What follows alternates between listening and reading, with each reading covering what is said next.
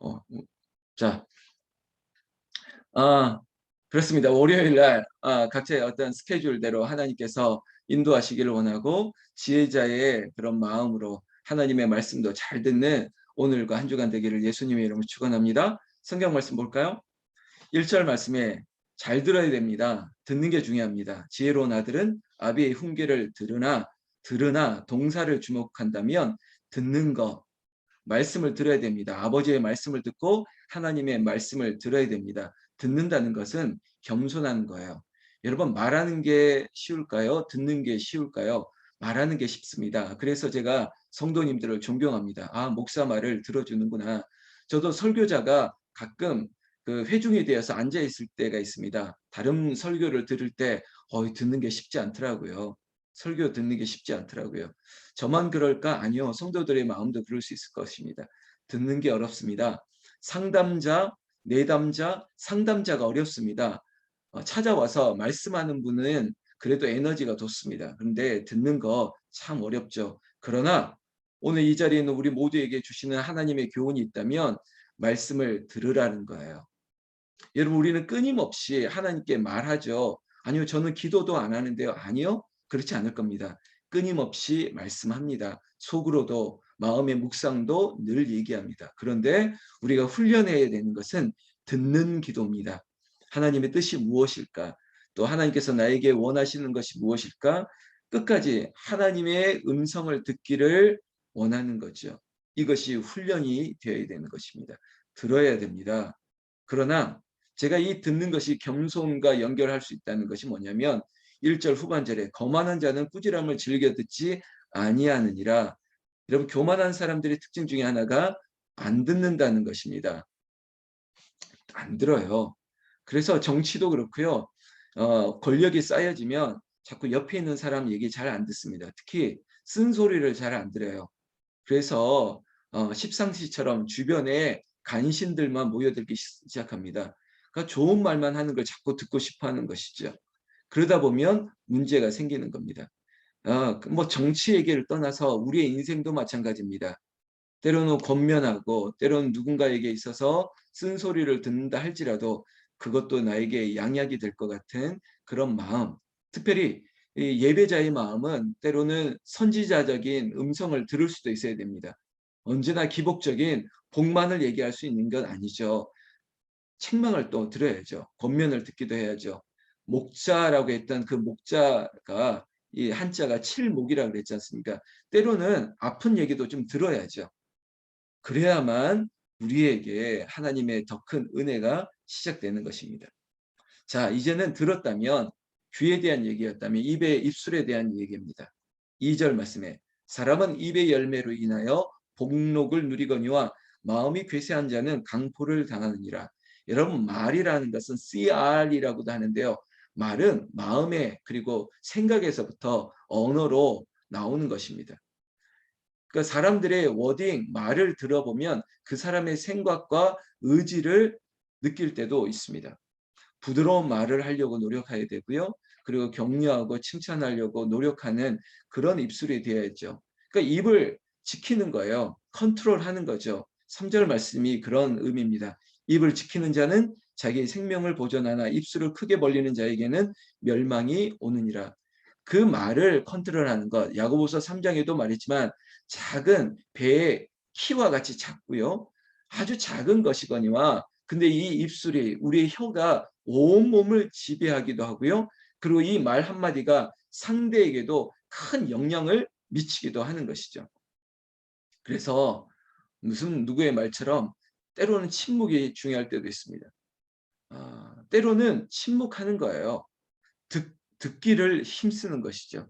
그리고 하나님께서 분별할 수 있는 입술의 고백, 말이 나에게 있을 수 있도록 야고보서 3장의 교훈을 기억하면서 입을 지키는 자, 여러분 그 입술의 열매가 어디에서 나타나냐면 가정에서 나타납니다.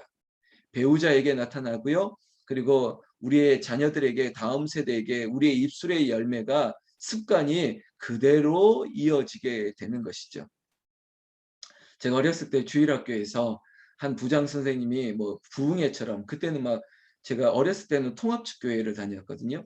근데 우리 부장 집사님께서 이런 얘기했어요. 흥해라고 흥해라고 하면서 비유를 들었을 때 뭐 저희 아버지 세대는 다 여기다 막 이랬지 않습니까? 그럼 여기 번질번질하고 뭐 반짝반짝하고 흥해라. 그래도 더러워도 우리 민족이 그것 때문에 흥한 민족이 됐다. 뭐 이랬던 예화를 든 적이 있어요. 말도 안 된다고 싶었지만 맞는 것 같아요. 흥해라. 흥. 코를 풀어도 흥 풀으면 흥해진다고 하는 거 그게 과한 말 것 같지만 아닙니다. 하나님께서 축복을 선포하고 하나님의 은혜를 선포하고 오직 십자가의 은혜뿐입니다. 은혜 아니면 살아갈 수 없습니다. 우리의 입술에 늘 찬양이 끊이지 않는다면 그 찬양의 고백처럼 우리의 입술의 열매처럼 하나님께서 은혜로 우리에게 부어 주실 줄로 믿습니다.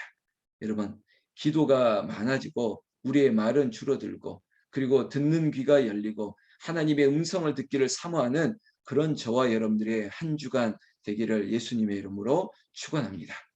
이 모든 것들이 부지런해야 됩니다. 게으른 자에게 얻을 수 있는 게 아니에요. 좀 더 졸자, 좀 더 자자, 우리가 좀 더 눕자 그게 아니라 우리는 아침을 깨우고 새벽을 깨우면서 일어나는 것입니다. 4절 말씀에 아무리 게으른 자는 마음으로 원해도 얻지 못하나 부지런한 자의 마음은 풍족함을 얻느니라. 여러분 두 가지 다 필요합니다. 우리의 인생 가운데 그저 인생 가운데 육체적인 부지런함도 필요하고요. 그리고 영적인 부지런함도 필요합니다. 그 두 개가 다 나타나는 현장이 어디냐? 여기입니다. 여기. 여기가 이 모든 것들을 다 이루어내는 자리죠. 복된 자리입니다. 부지런하고 그리고 또한 이게 마치 윤리적 도덕적인 얘기인 것 같지만 성실이죠. 정직해야 되고 정직함을 또한 얘기하고 있습니다. 정직한 자의 형통을 믿습니다. 여러분 불의한 자의 어떤 소득과 그 형통을 부러워하지 마십시오. 더디 가더라도 정직한 자의 형통을 믿는다면 40년이 걸릴지라도 그 40년이 헛되지 않게 하실 것입니다. 늦어도 바른 길을 가는 것이죠.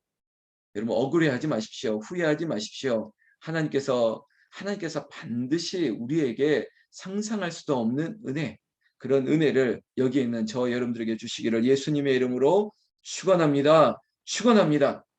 하나님이 보호하시죠. 악인은 멸망합니다. 이것이 저의 의지일 뿐만 아니라 반드시 그렇게 되기를 또한 저도 중보하고 있습니다. 하나님, 여기에 새벽을 깨우는 성도님들, 하나님 영육간에 부지런한 분입니다. 사모하는 분입니다. 이분들에게 복을 주시옵소서. 제가 그렇게 중보하고 있거든요. 여러분들 하나님 주시는 복이 여러분 남편과 자녀들에게 또한 당신에게 당신들의 기업과 사업장과 여러분들의 삶의 자리에 복이 임하기를 예수님의 이름으로 축원합니다. 그렇게 마음을 온유하게 하면 제가 어제도 어떤 집사님과 대화하면서 제가 이런 얘기를 했거든요. 마음이 온유해야 됩니다. 그래야지 땅을 기업으로 받아요. 땅이라는 게 사람의 마음밭을 땅이라고도 얘기하고요. 그리고 물리적으로 진짜 저 사업장, 저 땅, 저 집 이것도 기업이거든요. 근데 온유한 자는요. 하나님을 기쁘시게 또는 이웃을 즐겁게. 여러분 사람의 마음을 악하게 만들거나 힘들게 하는 사람은 온유할 수가 없어요. 근데요. 내가 손해를 보더라도 내가 더 이상 다른 사람을 아프게 하지 말아야지 어쩌면 미련하고 손해 보는 것 같아도 그 인생이 온유한 자가 되는 거예요. 조금 더 얘기하면 그래 더 사람들 아프지 않고 내가 그냥 아프고 말지 하고 내가 자리를 떴다 하는 사람들이 진짜 온유한 사람들이에요. 그래서 제가 어제 그런 감사를 했거든요. 그분들에게도 그런 얘기를 했습니다. 그런 분들이 우리 교회에 오시는 게 우리 교회가 복입니다.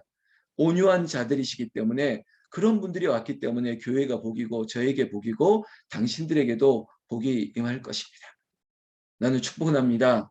마음이 온유한 자가 되셔서 땅을 기업으로 받고 또 그 기업이 우리는 모를 것 같지만 하나님께서 이상한 방법으로도 사람을 주시고 만나게 하시고 열어주시고 정말 물리적인 땅과 집을 하나님께서 주시는 역사가 여러분들에게 있기를 예수님의 이름으로 축원합니다. 축원합니다. 7절 말씀에 이러한 재물을 얻는 방법이 스스로 부한 채에도 아무것도 없는 자가 있고 스스로 가난한 채하에도 재물이 많은 자가 있느니라. 그저 보여질 때 외모는 옷 입고 다니는 것은 저래도 남루하여도 저 사람은 진짜 부자다. 이런 관점으로 이 본문을 봐도 되고요.